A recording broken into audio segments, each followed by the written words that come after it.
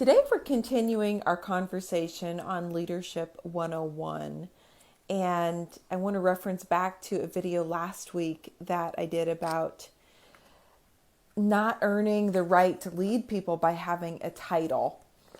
And I want to continue that conversation just a little bit more today and explore it a little bit further, because leading based on a title is what I would call position leadership, where you're saying, I have this position, and so you should follow me. You should do what I tell you to do. Where true leadership is being the person that others will gladly follow and listen to, and even encourage others to follow and listen to. So that's kind of the two extremes. If you are managing from a position leadership, over the long term, you're going to see high turnover, you're going to see employee morale fall, and you're going to see dissension among your people, where there's just, it feels like people are going off in a lot of different directions, or what I'd like to say, herding cats. Like you're just can't get everybody going in the same direction, and people are going to feel like they're opposing you, like they're doing things that are questioning your leadership or your authority. And they probably are. They're testing you to say, well, what gives you the right to lead us? So a little bit more definition. If you're leading by position, you are depending on that authority of that title to get people to do things. This is a position that's often inspired by fear. You're often saying, I want you to do this. I'm asking you to do this. And you blame others for the breakdown in the process. So if something isn't going well, you're probably blaming the people who aren't, getting on board with you. And you're blaming that they're not doing something right to get on board with you. And you're very, very narrow-mindedly focused on being like, well, I have this great idea of how it should be done, and that's how we're going to do it because I'm the leader and I have that title. So you need to listen to me.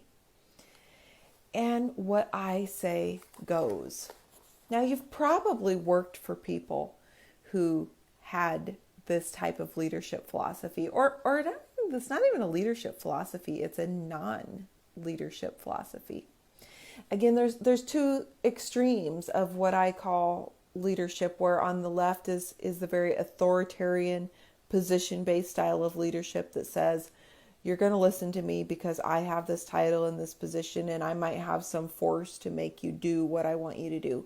And the other extreme is the idea of, everybody's buddies, we're all friends, we're all going to get along, and I'm going to do this for you because you're my friend, and I expect you to do something in return for me because of the same.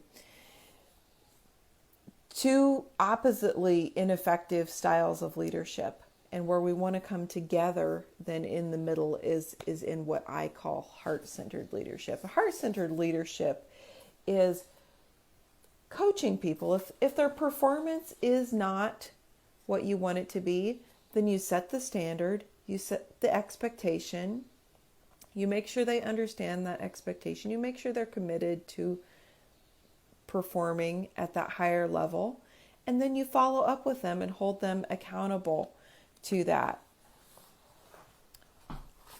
It's this process of developing change in your bank, developing credibility. I was a manager in the trash world for many years, and one of the things I often talk to my maintenance personnel about was developing credibility with the people they served, so the people whose equipment they fixed. And sometimes I would see resistance to God, this guy's complaining because his window doesn't roll down, or his door handle doesn't work right, or something else that from a maintenance perspective seemed like really minor. Like, we're trying to keep the trucks running, we're trying to keep the engines running, we're trying to, keep the hydraulics working. And I'd have to stop and remind them that fixing those things that are the minor things, they might be minor to the mechanic, but they might not be minor to that guy that they're doing it for.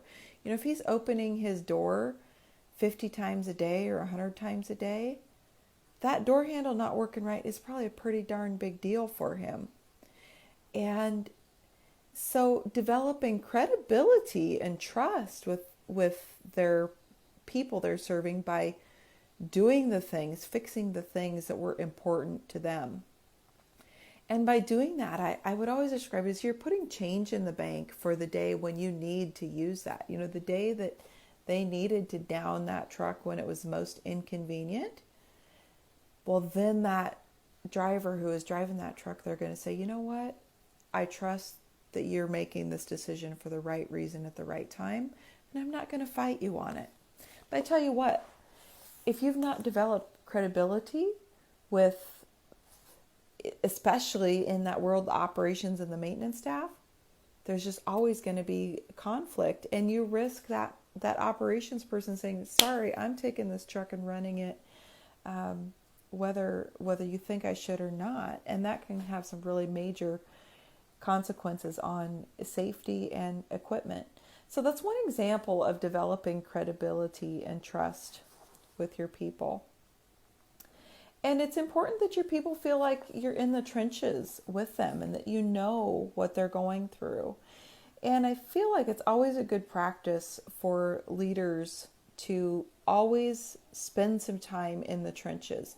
And the further a leader gets promoted up from the front line, the easier it is for them to lose touch of what's actually happening on that front level as systems change, processes upgrade, and things are just done differently over time than when that leader was maybe in the frontline trenches. So it's important to always stay connected back to what's happening on that front line. And that's what gains you credibility, and that's what gains you respect. Now, the other thing I wanted to talk about is you might have that credibility and respect and have that leadership respect with the team that you're serving. And then what happens? Because your company sees that you've been an effective leader in the role that you're doing, they promote you. And they promote you to be in charge of a new team. And guess what? You don't have that leadership cred with that new team. And it takes time to develop that. So think back to a time when you were in a new position and what needed to happen for you to develop trust and credibility with the people around you, with the new leader that came on board. I'll tell you one thing, it takes way longer than we want it to take. If there's been a bad manager or leader that's been in front of us, or maybe even a whole string of bad leaders, in those cases they're not leaders, they're just people filling a space. It can take even longer to develop. And so if you are a leader going in, following in the footsteps of a team that's struggled and had some upheavals and changes, make sure you understand what happened before you, because understanding what happened before you, being empathetic to it, knowing how the people were impacted, will help you develop the credibility with the team. And then walk in and authentically, genuinely be yourself, but also know that you have to now start this process of what you did with the previous team to develop that, you now have to do over with this new team. There's no shortcut to doing it, although there are ways that you can strategically position yourself to, from the get-go, to shorten that amount of time. There are things that you can do right off the get-go that show credibility. And one of those things, one of the most important things is spending time with your people. Spending time with your people in the front lines, whatever it is, and understanding what they're doing is like the fastest way to gaining that credibility, and allowing them to get to know you, because they're wanting to get to know you and what you stand for just as much as you want to get to know them. And the more they get to know you, the more that you can move then from leading just based on a title or position to actually having that heart-centered leadership.